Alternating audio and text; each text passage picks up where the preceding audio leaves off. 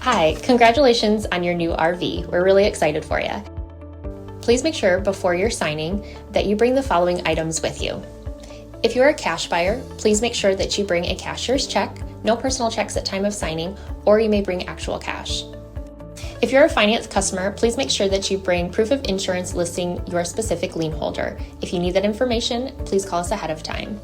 Also, make sure that you bring all valid driver's license of all persons that will be listed on the title. If you have a trade that you're trading in with us, please make sure that you bring your 10-day payoff as well as your title and all persons who will be listed on the title of that trade. Arrive 30 minutes early before your appointment time so we can properly inspect your unit, and also make sure that you have the fridge on and running prior to arrival. If you have any questions, please feel free to give us a call at 810-686-0710. Thanks so much. Have a great day. Hello, this is Mike with TradeWinds RV Center, here to congratulate you on your purchase of your JAYFLIGHT SLX 195 RB travel trailer. I'm here to walk you around it, show you how to use a few things, get the best out of your camping experience. Let's start by talking about arriving at the campsite. A couple things to take into consideration on your campsite. Of course, your awning, you need plenty of room for that to come in and out. Then your off campsite, I want you to think about where your power and water connections are going to be. Your power is going to be just above your tire on your driver's side of your tow vehicle, and your water connection for campsites is going to be just behind that. So park accordingly so you can utilize the facilities at the campsite. Once you arrive and unhook your hitch, first thing you're going to do is level your unit. Right will bring it up, left will bring it down. Got our unit level, let's stabilize it. Back of the unit, got a couple stabilizing jacks, 3/4 inch hand crank.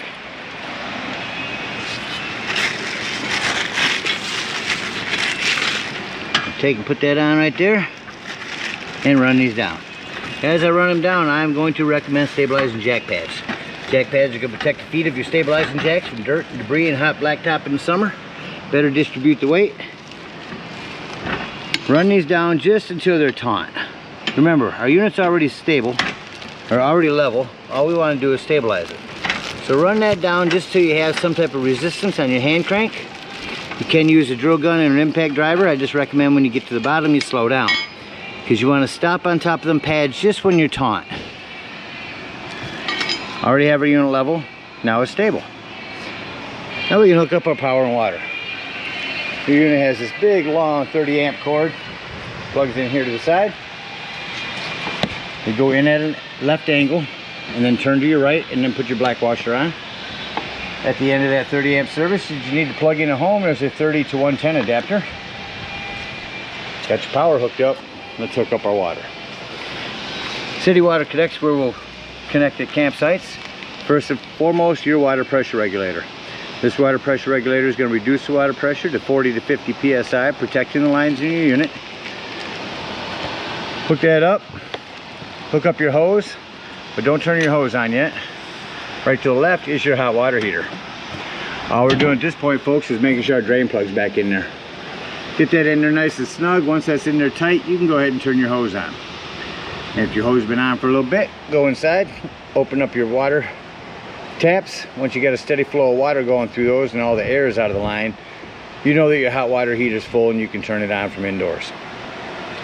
Now let's say we're going to go camping and we're not going to use city water. We're going to go boondocking somewhere.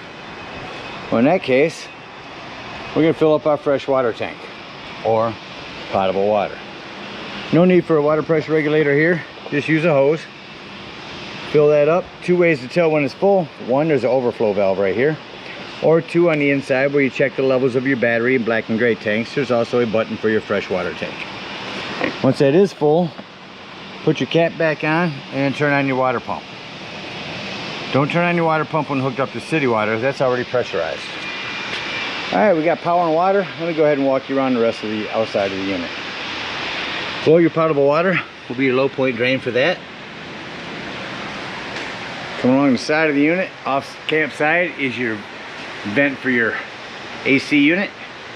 There's a vent for your microwave and a vent and access panel to the back of your fridge. Cable will plug in here. That's a flue for your furnace. Two things: one, make sure it's not blocked, and two, steer clear of it. It does get hot when you're running that. Then your power, your hot water heater. Below that, your low point drains. City water connect, black and gray tanks. Come around the back of your unit, your spare tire with a cover. You also prepped for a Furion backup camera. Device that attaches to the dash of your tow vehicle. Electronically communicates with this device, giving you a backup camera for the unit. Over to our campsite. If our picnic table's down there, we've got our awning out and it starts raining. Pull down on this pitch adjust. That's gonna send all the rain down this way. On the campsite, you got a couple outdoor speakers with your awning lights. A110 out here. Your big pass-through storage area. It's accessible from underneath your bed. The propane with the regulator, lefty-loosey to open. Your batteries. Check your battery posts. Make sure those haven't wiggled loose over time. And that about covers everything on the outside. Let's go take a look inside your unit.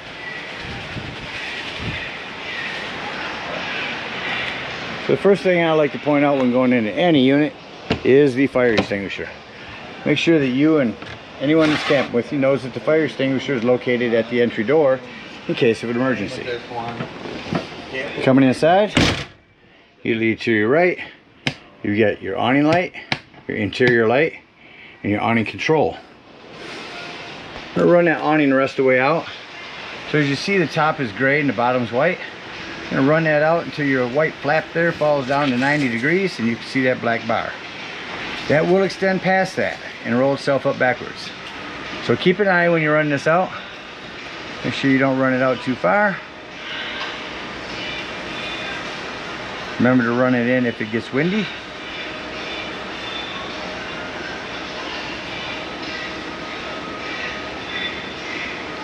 Run that back in real quick. Shut off your awning lights. And as it goes the rest of the way back in, we'll continue the tour. We call these slam locks. They work best when slightly slammed. One touch lighting. Your table here, of course that leg will fold up. Remove it from here. Set it down on these wooden lips here. Put your back cushions on top. That'll give you another little sleeping area. Up here, your RV technology sound system. Turn that on. We're going to go to FM. If we can pick up anything in here, I doubt it. We're inside a big metal building. Anyway, shut it off indoors. Just have it outdoors. Or shut it off both. AM, FM, Bluetooth. Really nice system. Touch it once for mute. Hold it in to shut it off. More one-touch lighting back here. This is where you're wired for solar. That's a template for the techs if you ever decide to wire this for solar in the future. Underneath your bed, you access to the storage area I was telling you about.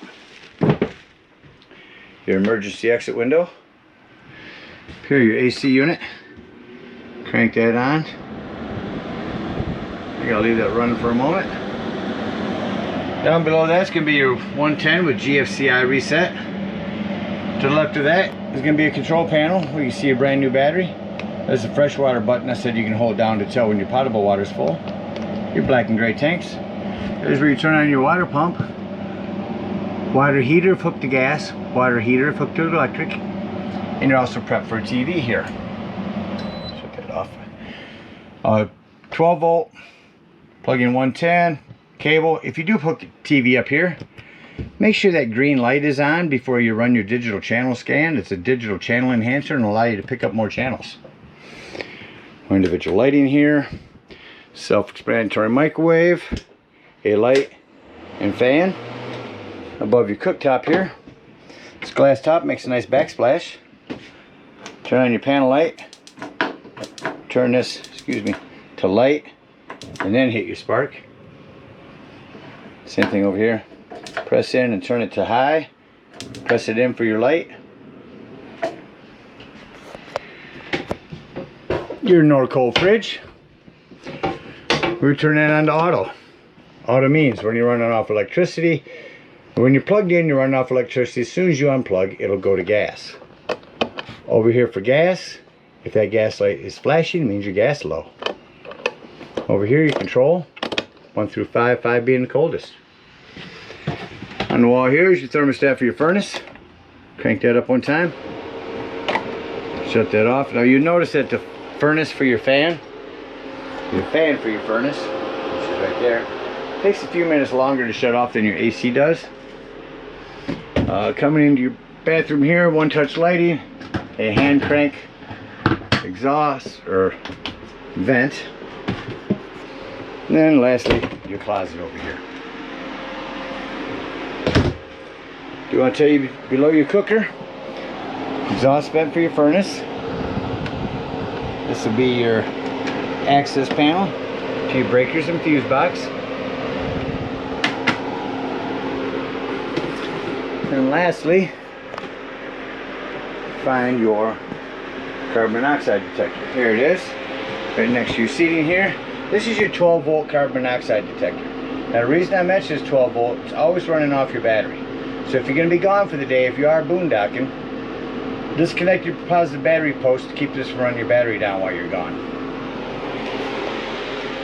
Well, that about covers everything on the inside. There's your smoke alarm. So act like we're getting ready to leave the campsite and close the unit up. I like to shut off my interior lights here. That way I can see any individual one-touch lighting that I've left on.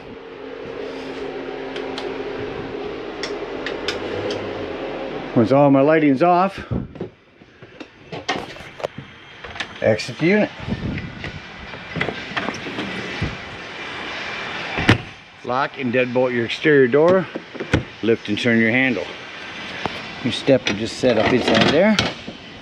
At this point, bring up all of our stabilizing jacks, unhook our power, our water, and our cable. Come around here to the campsite. If we're at a campsite, we'll dump those low point drains. And if we're out boondocking, we'll come up here and dump that low point drain. Lastly, we're going to come to your hot water heater again. We're going to lift up on this pressure release valve. That's going to dump the remaining hot water out of your hot water heater. Push that back down, otherwise your door won't close. And then pull your drain plug. Hook up your hitch and head on up to the dump station. At the dump station, park accordingly. Your dump is going to be behind your tires, almost at the rear, very rear of the unit,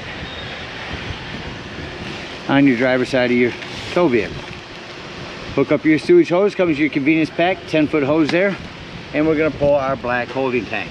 It's going to be the one there on the right. Now after it sounds like that black tank is no longer draining, you can then pull it, close that black handle and pull your gray handle. Now your gray handle is going to be cleaner water, it's your sinks and your showers. That'll clean your sewage hose out for you. Then you can conveniently and sanitarily store your sewage hose right there in your bumper. Again, thank you guys so much for your purchase. Hope you enjoy this JAYFLIGHT for many years to come. Happy camping.